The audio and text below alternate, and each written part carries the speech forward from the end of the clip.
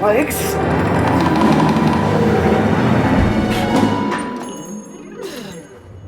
Dang it. Hello, World Wide Web. I'm Dr. Shado, the internet personality with the best hair. And, they just keep making these, don't they? I began covering the Evil Bong franchise way back in 2012, and back then there were only 3 of them. Now we're up to 8 numbered entries and 2 spin-offs, and there doesn't seem to be any sign of slowing down. But I can't really blame Full Moon for this entirely. I mean, the later entries, including this one, were funded by Indiegogo campaigns. People literally threw money at them saying, yes, make more Evil Bong. And more they did with today's feature, Evil Bong 666. After High 5, EB, the Evil Bong, went to hell, along with our cast of stoners. In 666, we see some new characters and a new plot that almost puts the titular Evil Bong into the role of a side character of her own series. Either way, the world's in danger, the body count rises, and the only thing that can save the day is weed. And let's face it, High 5 wasn't exactly the series' high bong watermark, so let's take a look at Evil Bong 666 and see what the hell is going on. After our opening credits set to the traditional tune of Wicked Weed, we see the Santa Monica Pier. I mean, technically this is around where the last movie took place, but the budget was so low that time we didn't even get any location shots. How low have my standards gone that a location shot can get me excited? But back at the recycled photoshopped storefront, we meet a new character, Lucy Fur, played by Mindy Robinson. You know, Phoebe from the previous Evil Bong movies. It's the usual drill, same actress, different character. Though, the thing I remember most about Phoebe is that, well, she wouldn't take her top off, so. I hope Lucy's got a great personality. Her first order of business is to stock the all-new Vapor Cup, available now at vaporcup.com. Must be 18 or older. Enjoy discreet vaping with Vapor Cup at vaporcup.com. So I guess we're keeping the ad disguised as a movie thing going. But she actually has evil intent. Devil, do you approve? I did it all for you. I presume the Evil Bong is not so evil depending on the movie. So here, I don't know if Satan is like Satan or Satan like Satan from South Park. Unsurprisingly, less than a minute after the grand opening, the first customers are the Heshers, played by Caleb Hurst and Orson Chaplin. Well, they're returning characters, but this is Lucy's first appearance, so of course they're confused as to how the owner changed from a bald, pervy old man to a smoking hot chick. I bought the place in a fire sale. Like, literally, it was on fucking fire. Hold on, you mean to tell me that this massive stockpile of EB's superweed just went up in flames, its smoke wafting all through Venice Beach, and we just hear about it in passing in a side comment that... Where's the movie about that?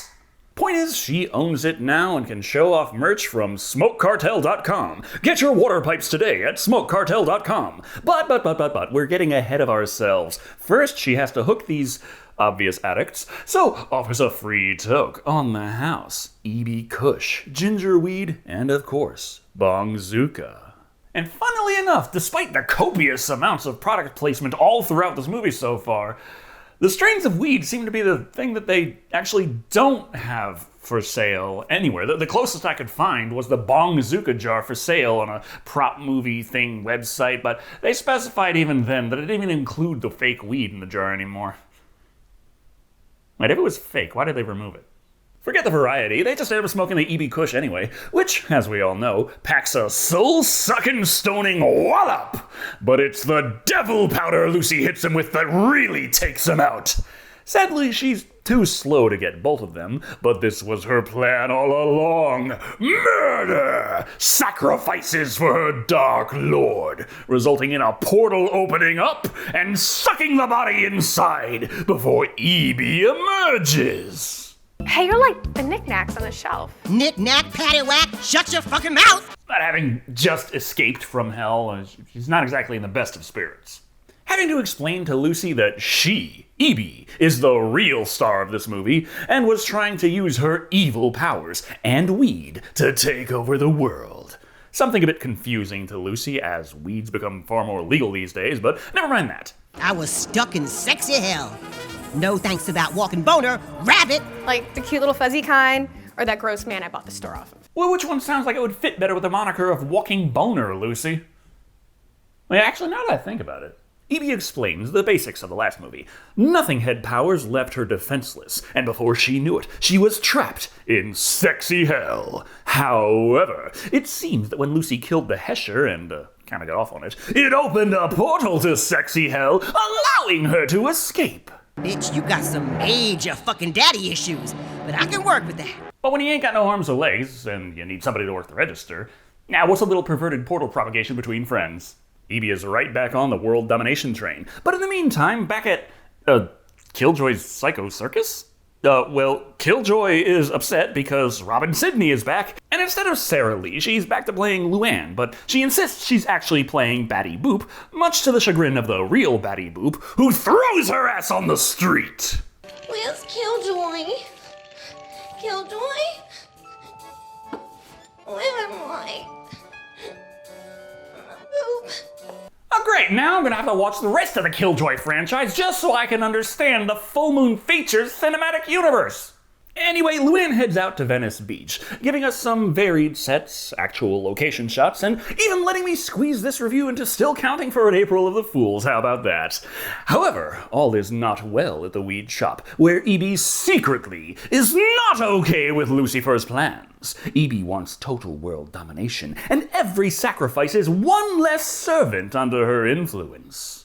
Gotta figure out a way what to fucking do. But considering her other plan is to be determined, we'll just roll with this for now. Besides, it'll probably get derailed anyway as Rabbit shows up, once again played by Sonny Carl Davis. He's here to establish that he's a dirty old man. I still have no idea what's going on with Luann, but we spent time to point this out to the audience. I suppose you have to, otherwise what sense does it make when two young women come in and flash their boobies in Lucy's face for free weed? Yeah, that worked with the old disgusting owner, but I kind of have two of my own. But Lucy will not be swayed by boobage, so they put them away. It's sad, but I can only edit around so much. Unable to get weed for their tits, Megan Sage and Samantha McGee leave, ignoring the fact that Lucy was literally giving away free tokes anyway. But never mind that. She asks Rabbit about a recurring character who is suddenly missing, Larnell. Seems after he got sucked into Nothing Head at the end of the last movie, well, he kinda stayed there. Okay, and when's a space cadet getting back? He's not coming back. Ever. Oh, come now. I can clearly see him in the credits in Evil Bong 8. So we don't get Larnell, but we do get his relative Jeff to stop by, played by Jonathan Katz, looking to gloat about his great life, his trophy wife, Versnatchy, played by Tanya Kay, and of course... Where's your owner? Grandpa's no longer with us. You mean he's... Yes, he's gone off on another adventure. Point out that another character will not be coming by anymore, though I'm pretty sure Cyril won't be in any future sequels, considering that Jacob Whitkin did pass away before this movie came out. The point is, Jeff's trophy wife is here for one thing and one thing only. Free samples! Taking a hit of EB Kush. She immediately forgets her desires to buy every pretty pipe she can see and wants to get it on with Jeff! So they leave and never show up again all movie. But someone far more important to future scenes would be this random fortune teller over here, Madame Mystica, aka Misty, played by Jessica Morris. Luann asks for Killjoy, or Larnell, or someone. And in response... That's weird. Is that bad? Beats me, this is a lawn ornament from the dollar store. Oh, of course, the fucking thing is just out of warranty. But Misty works with it and is like, the smoke must mean the smoke shop. Likely the one that just opened. I'll take you there. It's time for my break anyway. Either she's just trying to get high and figures, yeah, may as well bring along the craziest customer she's had all day just to make things interesting. But first, they need to get Luann some new clothes. For reasons. But we don't get a makeover montage scene or anything like that. Can't afford to film in any of these stores except for EB's Weed Dispensary, of course. And why spend money on sets when you could make money on product placement? As the two flashers conveniently return just in time for Lucy to break out the Vapor Cup. Available now at vaporcup.com. Enjoy your vaping in public discreetly, only with Vapor Cup. We'll take two. Okay, let me just ring that up right here. And it's gonna be $199 each. And yeah, that checks out. $199 for one of those things. Ooh, but there's a bundle with a bunch of accessories for $70 more. And those accessories on their own would cost you $70. So that's 2 sales, and things are going well for the shop. Lucy just has to head into the back for something real quick. A moment to vent, as she can't stand helping all these stupid people, and wants nothing more than to sacrifice a lot of them. Eva tells her to just calm down and do what she does best. As such, Lucy tells the girls, hey, why don't you two come in the back as well? We've got some real killer weed. So they head back there, leaving Rabbit alone and confused. Oh, I needed that. I wanted to do that so bad. Me after mowing the lawn. Where are the girls? Oh, they are gone. They are so far gone. Not that they were there to begin with. And she has killed 2 more. It's so much easier to rack up a multi-kill when they're off screen. And now that she's got that out of her system. It's you. Hello, hello. It's good to be back. Welcome. If you're actually here to buy something. No, I'm just here for the call to action. God, please don't. So, if you've liked this video, how about liking it? I don't. And if you haven't yet, remember to subscribe. Oh, you must be real hard up. For more reviews in the future from yours truly, Decker Shado, the internet personality with the best hair. I've got the fucking best. And you can even support me on Patreon or become a YouTube channel member. Fuck this shit! Man, it's like the 4th time today. For now, though, we've got more customers on screen. Ruben De La Hoya and Diana Prince. Somehow he's unable to get it up, but don't you worry, for Vapor Cup can solve that too. Available now at vaporcup.com. Anyway, the whole day's gone. It's time for Luann to finally make it to Evie's weed dispensary. Sarah? Well, whoever it is, the important thing is Robin Sidney. And she keeps saying she's trying to find Larnell, Killjoy, Larnell, somebody. But a rabbit is adamant that he is gone forever, and there is nothing that can be done about that. For if he were to even try and bring him back, it risks bringing back she who must not be named. Evie. What's with you girls? It's a horror movie franchise with tons of sequels. How long do you expect these things to run for if people actually heed ominous warnings? Next thing you know, the dead girls emerge from the back rooms! Which I am editing around as best I can, because as nice as those are, YouTube isn't exactly the safest place for them these days, but trust me, for zombies, they're kind of banging. But before anyone can understand what's going on, a portal opens up, and the ginger dead man emerges once again. Voiced by Robert Ramos. Seeing Luann, he immediately assumes it's Sarah, but she's like, nope, I'm the real baddie boop, and proceeds to dance.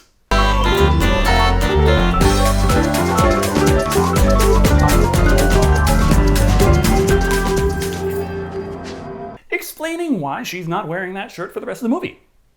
It's important. Then Lucy returns with the evil bong, and before we know it, a portal opens up, consuming the sexy zombies, and then grabbing the girls. But before Lucy rushes in, she grabs Evie for the trip to sexy hell. Oh, fuck, I was just getting started. And when it comes to sexy hell, holy fuck, I cannot show like 95% of what's on screen. At least. But don't you worry, I have a respectable movie review show here, and we will be continuing a respectable movie review of this respectable movie in just 1 second.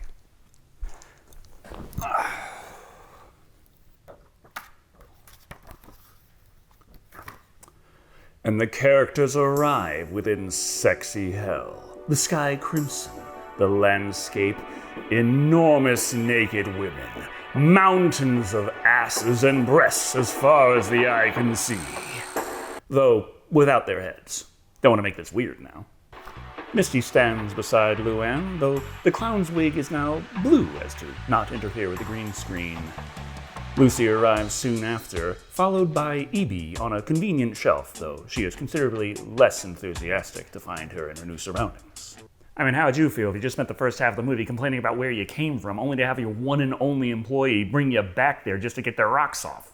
And then, in a ball of fire, amidst more gigantic naked women, whom I cannot show you, obviously, we are introduced to the ruler of sexy hell, the devil himself, Beelzebub, played by the Don, whom Lucy immediately grovels under, devoting herself entirely to sexy hell and offers a few sacrifices.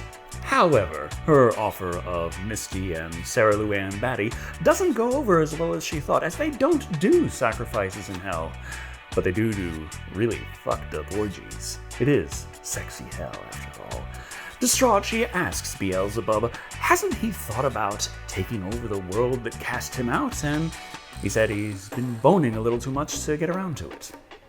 However, she reveals that Evie, the evil Bong, can be used to create a permanent portal to the overworld, allowing his sexy minions to spew forth like sexy Diablo.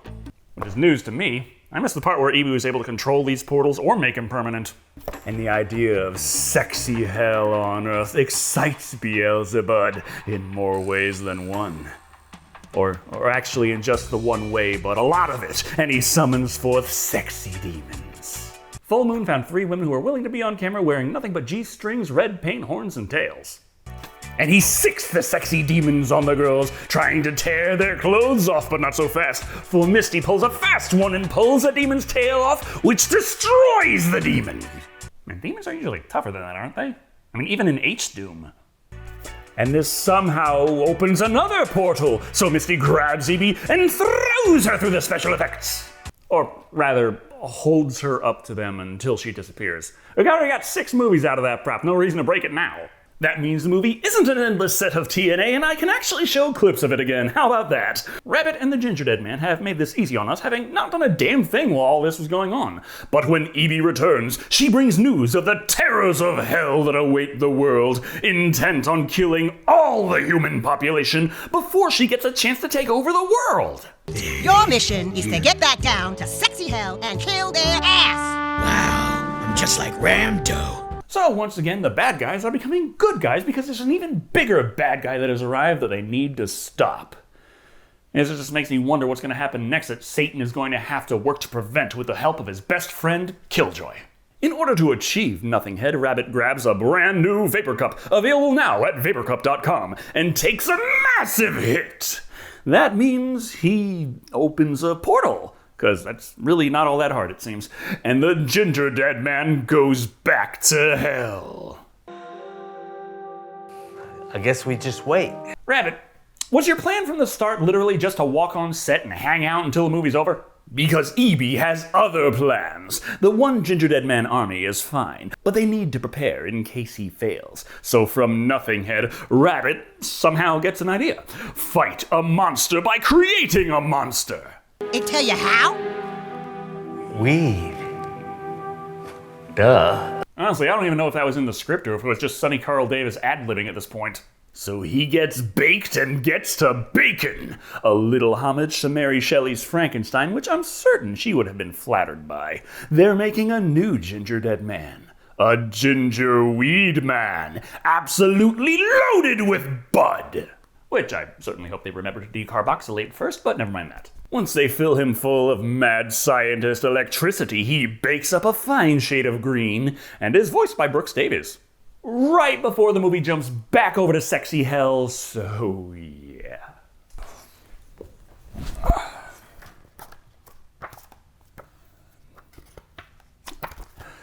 Misty and Luann are tied up as Lucy and Beelzebub plan the fucked up orgy. The previous sacrifices come in, zombified, and then just leave the set for sexy hell business. But then the Ginger Dead Man arrives. However, Satan tempts him to instead kill the 2 sacrifices. And considering Luann looks exactly like Sarah, it is very tempting. But then Misty breaks out of her binds, and her and Luann kill the remaining demon. Yes, there were 2 sexy demon guards just a minute ago, and one of them just disappeared. I don't know what happened to them. But then before we know it, the Ginger Weed Man emerges from another convenient portal and using a bongzooka launches joints into everyone's mouth, calming down Lucy, Beelzebub, and the one of the gingers. So the denizens of sexy hell finally take a chill pill, chillax, and give peace a chance. which is just the opening Misty and Luann needed, beating the crap out of Lucifer and stomping the ginger dead man into crumbs. Jesus, it's like trying diplomacy with Gandhi in the Civilization games. But without the threat of the ginger dead man, Beelzebub goes all out with his plans to kill everyone. But not so fast, for the ginger weed man offers him a challenge. If he wins, they go free.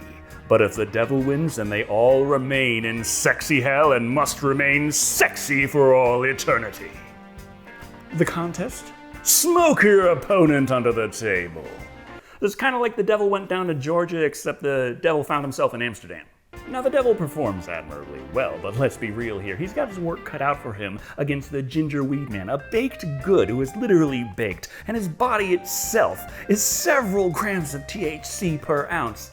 Yeah, after enough tokes, even he has to admit defeat. And the ginger weed man can take the girls and go. This overjoys Luann, who cheers so hard for the ginger weed man, she transforms into wearing a cheerleader outfit. And in case you're wondering how they get home, don't worry. The ginger weed man can just open a portal now. They could just do that now.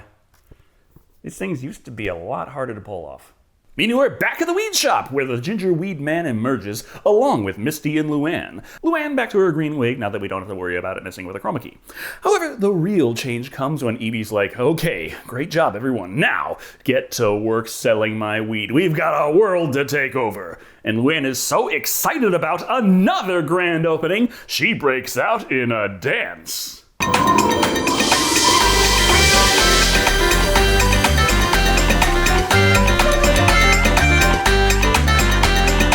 Transforming once again into Luann. Like normal Luann. This is normal for this series. And she is absolutely infatuated with the ginger weed man. Yes, completely normal for this series. And through it all, they made it together, thanks to the power of Vapor Cup. Available now at vaporcup.com. Enjoy your vaporized herbs anywhere, discreetly, with Vapor Cup. Available now for $1.99 each. For fuck's sake. But in the depths of sexy hell, Beelzebub and Lucifer are getting busy, reassembling the ginger dead man. Because at this point in the franchise, why not? Anyway, that was Evil Bong 666. Was it terrible? Yes and no, but honestly, after 420 and High Five, this was actually a refreshing return to form. Sure, the story is all over the place with characters from all over Full Moon's filmography, but at its heart, it's a continuation of the story of a supernatural evil Bong with a desire to take over the world. High Five was random cameos for an hour, and 420 was random cameos for an hour at a frickin' bowling alley. So chances are it was going to be at least a little better, but as we saw with Killjoy 2, that's certainly not guaranteed. Therefore, the fact that we have returning characters actually spending time advancing the story, as absolutely bonkers as the Evil Bong franchise has become, was actually really good to see. Rabbit feels more like a background character this time around, though. While he does do some important things, he spent most of the runtime just kinda standing in the shop, watching the movie with the rest of us. Evie at least has her own goals and desires, and the ever-changing landscape of allies and threats are keeping her at the edge of the table, having to adapt on the fly. And the meat of the story is booba. Lots and lots of it. Ain't no reason to hold that against it. This is Evil Bong 666. We've been down this road for a while, and hell, if that's the way we're going, then we may as well go all out with it. And so they do. Except for Lucifer. Remember, she's a serious actress and doesn't do such things. When it comes to Luann, though, Sarah, Batty, whoever the hell, I'm still disappointed that I was absolutely lost as to what was going on. Yeah, it's a sequel, but I always say that a sequel should still be able to work on its own and not require you to have seen the previous movie just to understand the basic story. Whatever's going on here, it seems like I have to have watched a previous movie in a completely different franchise to have a grasp on it. Joy. At the end of the day, Evil Bong 666 is better, but that's not saying much. It's still an Evil Bong sequel, still all over the place, and still seems to only exist because we just won't let the franchise die. Coming in at 2 seems so extreme I had to get creative. Again, out of 5. Thank you all for watching.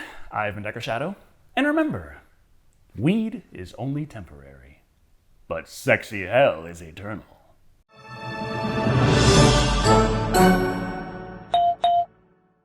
You're all looking a little pastry. What, are you not happy to see me? Not really. And it's time for me to recommend even more videos for you to check out. We've got the reviews of Evil Bong 4 and 5. Yes, I did 1, 2, and 3 as well, but those aren't nearly low enough quality to be suggested after this one. And there's always the algorithmically selected recommended video, which might still be one of the other Evil Bong reviews. I have no idea what it's going to put there. But anyway, you watch something, I'm going to go buy her one of those vapor cups.